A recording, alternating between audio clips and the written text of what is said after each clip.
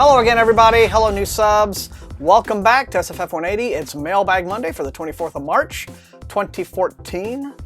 March somehow is almost already over. Anyway, got a decent little stack of mail here on the floor waiting for you. But before we do that, a couple of quick announcements news-wise.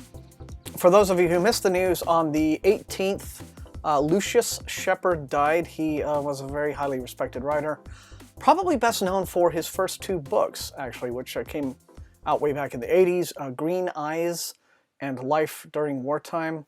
Lucius had been suffering some health issues for at least a year because he had a stroke, and then it just never really got better for him, I guess. So that's a real shame, and he'll be sadly missed. So anyway, there's that. Also, the 2014 nominees for the Arthur C. Clarke Award have been announced. I'm just going to go through them really quickly. I'm not going to devote a whole video to it like I did with the Nebulas. If you missed my Nebula video, I will link it right here. So with my trusty laptop actually in my lap for a moment, I'll just read through these really quickly.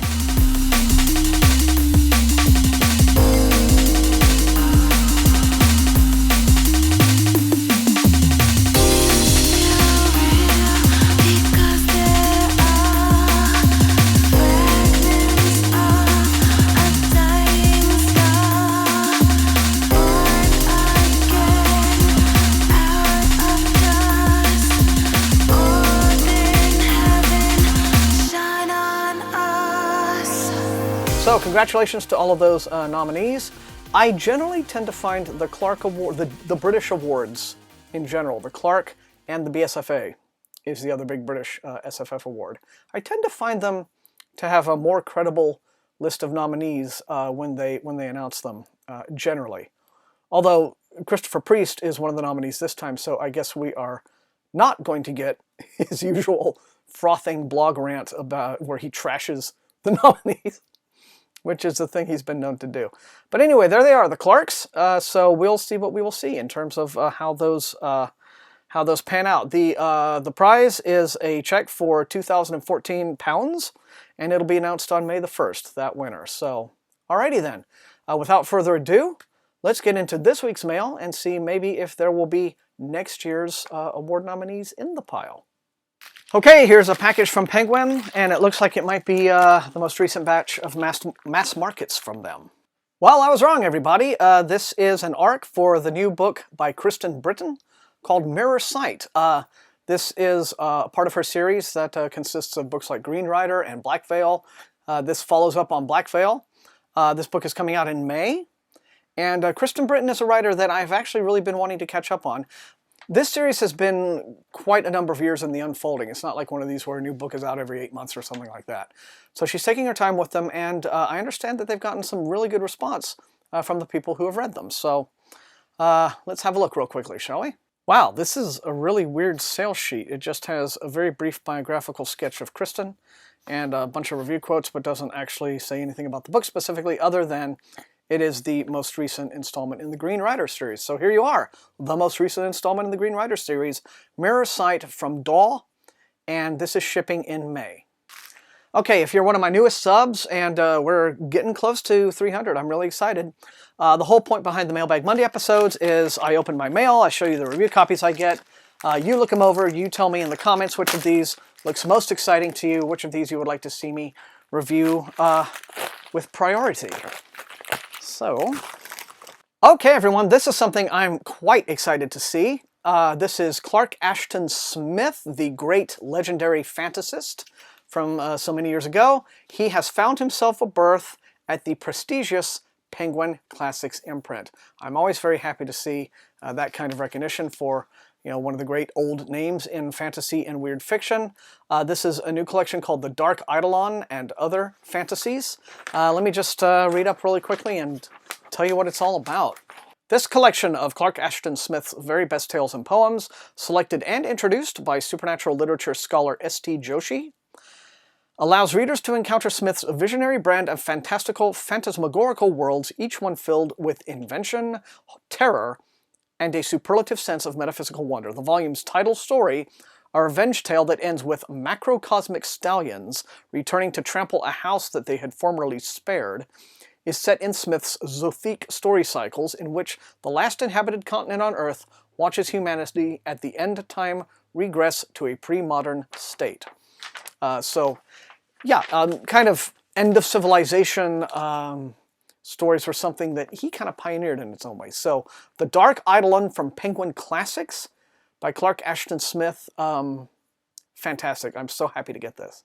All right, everybody, this is something very exciting. I'm a huge fan of this man. Of course, his real name is John G. Henry, but you know him as Jack Campbell, and his bread and butter for many years has been the Lost Fleet space opera series. This is the newest title coming out on May 6th in hardcover from Ace. This is an ARC. The second wave of Lost Fleet novels he's now underway with, Beyond the Frontier, it's called, so it's like a subtitle and then a subtitle. But this is The Lost Fleet, Beyond the Frontier, Steadfast, newest volume in a collection of works from a guy, I think, who writes very, very thoughtful and intelligent space opera. So here you go, Jack Campbell fans. Well, thanks for all the Arky love, Penguin. I'm going to move on here. There's a title from Anchor Books. Well, here's something a little unexpected, and it's coming out right away, like tomorrow.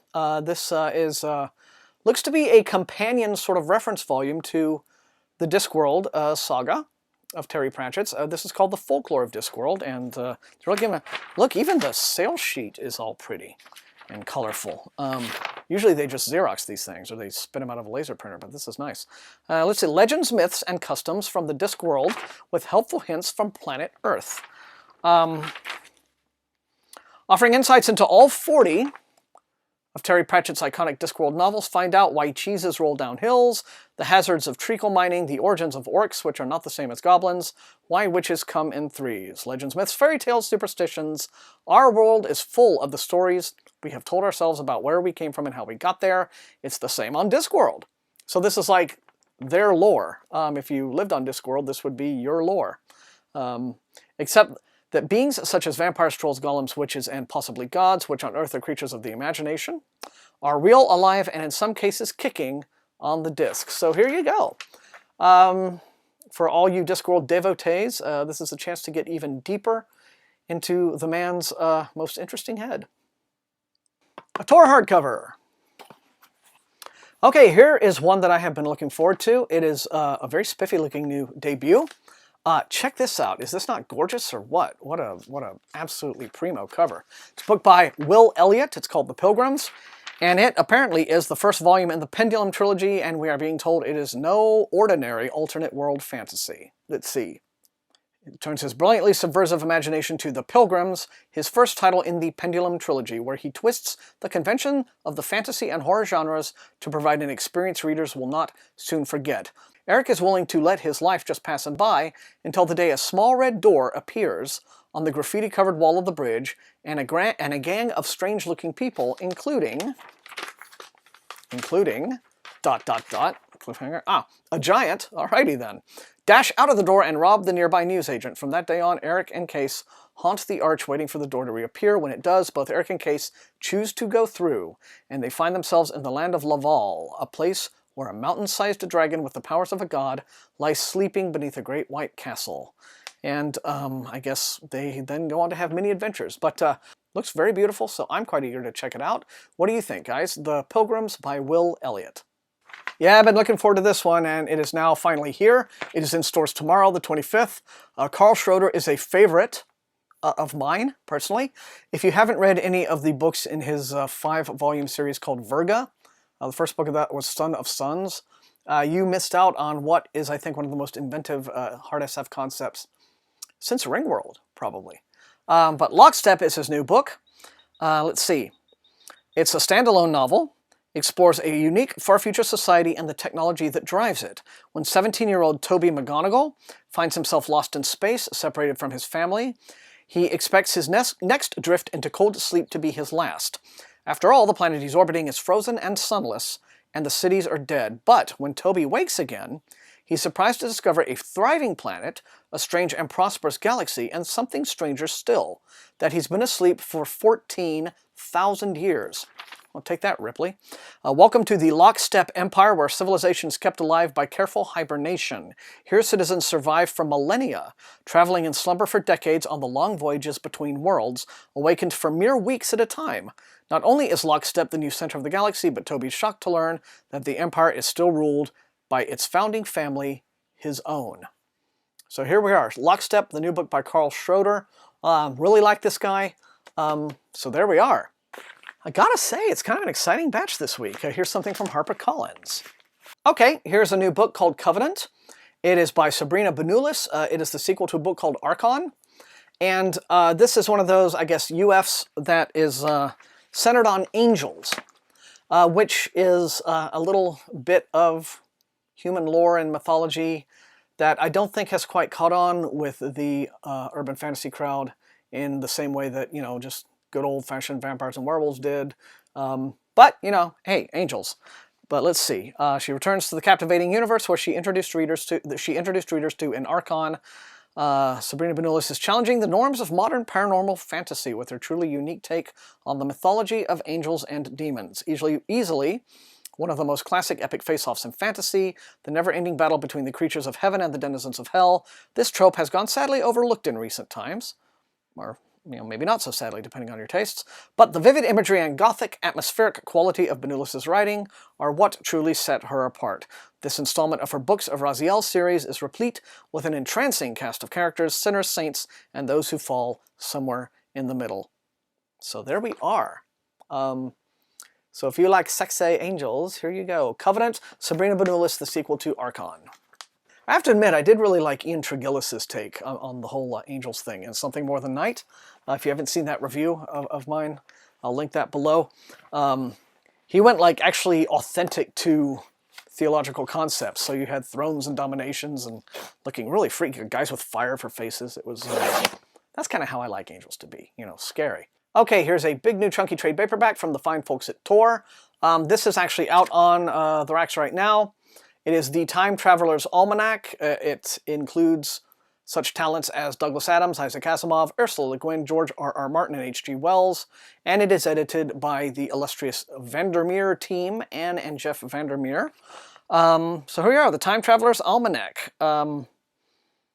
Featuring both classic tales and contemporary fiction, world-renowned anthologists Anne and Jeff Vandermeer have culled more than a century's worth of time-spanning literary travels to produce this definitive tome, including over 70 stories, with relevant essays and the background information scattered throughout. The Time Traveler's Almanac will serve as a time machine of its very own, the ultimate treasury of time travel stories, spanning the distance from the beginning of time to its very end. So if you are a time travel fan, looks like this book is pretty much going to be the last word in that. Time Traveler's Almanac, very attractive. As always, it is out now from Tor Books. Yeah, I just flipped to the end of that. It is tipping the scales at just over 900 very dense pages. So you get your bang for your buck there. Final package from the folks at Random House. Oh, how very nice. I've got the final hardcover edition for the permanent library. This was sent to me a few weeks ago. Some of you might remember Irenicon that I received in ARC form. This is the first book in a series by a new writer, Aidan Hart. And it is a historical fantasy that involves the interesting concept of a sentient river, I do believe. Let me... going to read up one more time to refresh all of our memories. This is book one of the Wave trilogy. The river Irenicon is a feat of ancient Concordian engineering, blasted through the middle of Ravenna in 1347 using wave technology. It divided the only city strong enough to defeat the Concordian Empire, but no one could have predicted the river would become sentient after the attack and hostile. Sofia Scaglieri, the soon-to-be Contessa of Ravenna, has inherited a city tearing itself apart from the inside. Try as she might, she can see no way of stopping the culture of vendetta that has the city in its grasp. So you've got this kind of corridors of power, skullduggery kind of storytelling going on, mixed up in an alternate medieval history, fantasy kind of setting, and a very pissed off river. So Irenicon. I really do want to read this. And that is the mailbag for today, folks, for this week. Thank you again for watching. As always, if you enjoyed watching, please leave a like, share this video with all of your SFF reading friends on the wide, wonderful world of social media, and above all, please subscribe to the channel if you've not done so yet. We are just hitting all of those great subscription milestones, and it's really, really very exciting to see the growth of the channel lately. So I've got a whole bunch of reviews coming up this week, including one collab, so keep an eye out for that. And until I see you all next time, happy reading.